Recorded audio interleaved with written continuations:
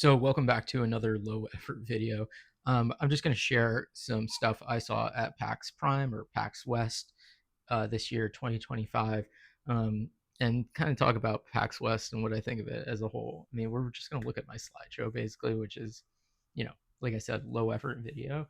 But yeah, I've been going to PAX. I think I went to the very first PAX East, which I don't know when was that, like 2011 maybe. I don't know, and I think I've gone to up Apex every year since then, except for I guess 2020 canceled for COVID. I went to the real. Oh no, we didn't. We couldn't go. What was it, 20 or 21 when they required a COVID test because we didn't get our results back in time.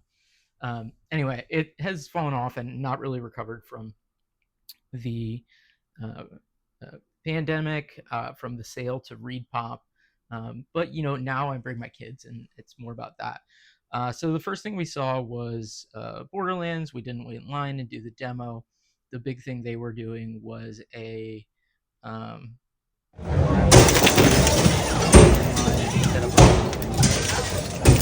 It's kind of funny.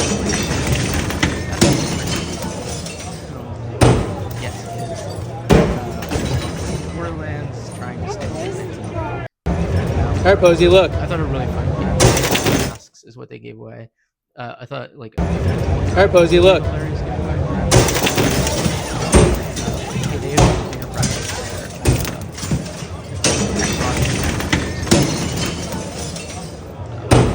Nintendo had a big presence, but I'm not about to wait in line to play a Pokemon game. I can't imagine people who do. I mean, it's like, dog, it's Pokemon. Let's see. One thing I thought was interesting was the Game Tank. So this is an open source 8-bit console, kind of like the fantasy consoles, like a Pico 8, but it actually has a physical console first. Me and my daughter played some of the games. Yeah, I don't know how to sum up the games. There was like a 3D demo.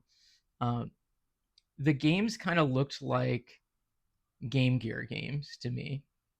I'm sure this thing is really capable, but they look like Game Gear games blown up. They didn't like have the feel of NES games.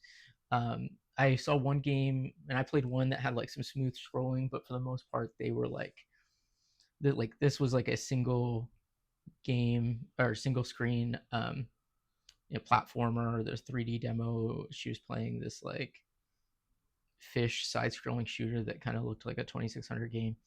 It's really cool. I didn't see any games that like I really wanted to play. I'm sure this will come to like Mr. FPGA, which would be neat. We stopped by the Atari booth a couple of times. They were showing the Mortal Kombat collection. They had a demo video showing all of the things that are going to be on it. They had playable MK1 and MK2. The input lag, I think it was because like the way it was hooked up or something. I was playing MK1 and like the input lag was bad, and you couldn't get to a menu to like change the scaling options. I'm sure it will have all that stuff in the final package. Digital Eclipse, don't miss.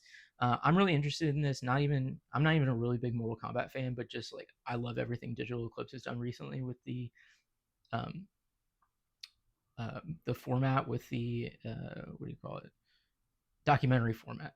And so I'm looking forward to like diving into that stuff. Also, some of the deep cuts that they put on there, I would love to see them get some of the, like the freakishly deep cuts, like the Tiger Gamecom version or the Tiger handheld or the like Jax. I think it was Jax who puts those out, right? Like the TV plug and play, because I know that was a special version. So that would be cool. That said, like I'm looking forward to this. We'll see if it hits that like $35 that the other ones have. I could see paying more for this. I don't remember the name of this game. It was there was some action RPG that the boys played for a minute. This was super cool. So this is like a Time Crisis plug and play using the Sinden light gun technology. I'll probably end up buying this. It's silly for me to buy this because I have Sinden light guns already. I have stuff that can play this. But like having good pedals will be good, and I'm just looking forward to like messing with the hardware a little bit. Yeah, So that was it. Also, 30 years of Time Crisis, dude. I am getting old. Oh yeah, I didn't get a picture of the booth, but there was this corgi cozy hike game, and my daughter was obsessed with it. And we got home and bought it in Steam, and she has put in like hours and hours already. The boys were weirdly drawn to these like simulator games, like this cop simulator where you write tickets, and like a fireman simulator. Um, I don't know. I think they would never play those at home, but it was like while there they played with them. They had a booth with these quarter scale arcade machines with a single game on them, dude. Or I guess maybe there was it just a single game. I don't remember. These cost $250.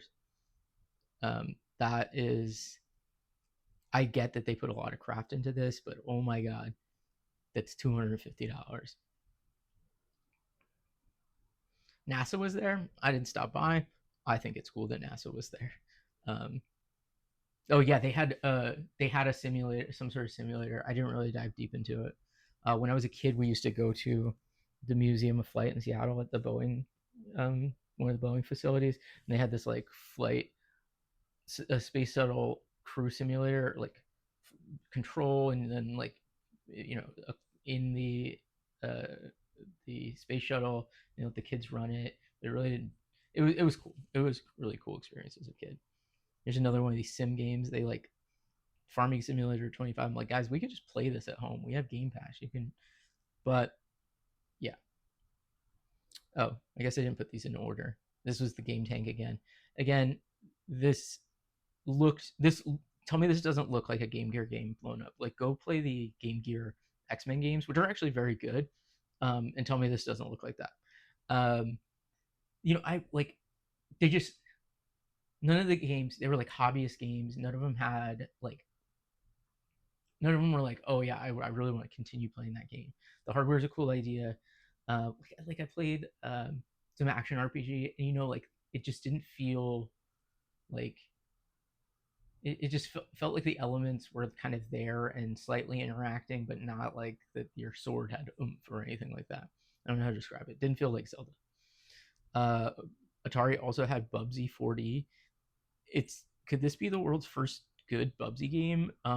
I watched a little bit of it, and it looked pretty good. It looked like a pretty good 3D platformer. Um, yeah, so that was the Atari booth was like kicking. They had a bunch of cool stuff, including this was their 7800 uh, repackage. This was kind of funny. This was kind of funny. So they had this Pac-Man double feature. So they had a new version of Pac-Man for the 7800, which was quite good, and then the 2600 version was on the cartridge too. And this console, I sit down and I'm messing with it, and the guy comes over and he's like talking to me. He's like, it's not like an FPGA recreation, and I'm thinking to myself, like, what is it about me that says like this guy thinks I know what FPGA is? I mean, obviously I do, but like, do I give off the vibe of like somebody who knows what a mister is? I must. Um, anyway, it's really cool. This is not for me, obviously, because it dumps the ROM and you're doing emulation. It's not for me. But um, uh, see that little dongle at the back? So it's wireless 2600 controllers, but that also the 7800 pad that they put out, I guess, also comes with the dongle. So I might pull my 7800 out of the attic and play it and get that controller because I like hoard controllers. Um, anyway, that was super cool. Uh, for whatever reason, Pete Buttigieg is coming to speak in Seattle.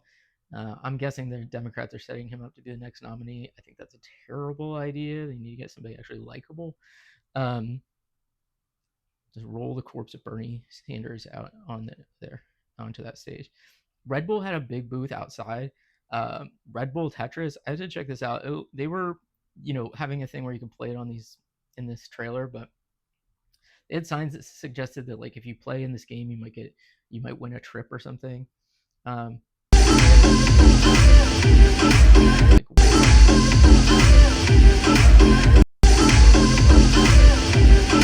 pretty cool.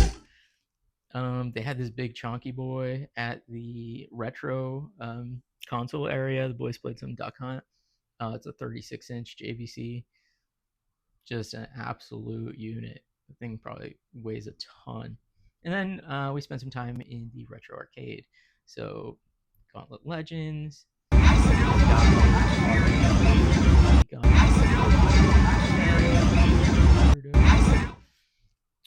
they had this Darius Burst. What do you say? I played the player two. It was broken, but this is really cool. And I think these games came from Game Center, which is a new arcade down in Kent, Washington, that I really want to check out. Here is my son playing House of the Dead. You know what?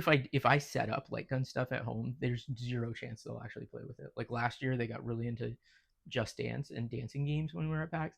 I get home, I pulled the Xbox One out of the attic with the Kinect and everything, got it all set up, bought two Just Dance games from Pink Gorilla for like total of $10, and they did it for a grand total of 15 minutes. And lastly, we watched part of a speed run of Quantum of Solace 2008, like the one that's on the Call of Duty engine. But anyway, that's about it. Like it was kind of. Oh yeah, last thing is like I brought my 3DS and got street passes. The one that I found really funny was, oh, so first of all, I haven't touched this in forever, and I just made my street pass things like I just say Phil Fish because like, dude, that guy fucking ruled. Um, but one of the people was like, "Oh yeah, do you like homebrew? I like homebrew. I like hacking my 3DS as well. It's pretty cool that it still works." Anyway, PAX was it was all right. It was about what the kids wanted to see. I can't believe I used to go to this thing for all 3 or 4 days and like go to the panels and um, whatever. But it's still. I'm gonna keep going. Like, and I got the tickets on Groupon this time, so it was like it's obviously not doing great. Like I used to have to like whenever tickets dropped, I would have to block the rest of my calendar at work and sit in the queue and buy those tickets. But it is what it is. Hey, thanks for watching. If you watch this, hey, my videos are low effort, but this is kind of just like a way to kind of talk about some of this stuff, so my wife doesn't have to hear it. So if you like this, I have some other videos, some tutorials and stuff. Mostly, I'm gonna try to do less unboxing and more like doing stuff going forward. If you went to PAX, let me know what you liked. But yeah, I'll see you next time.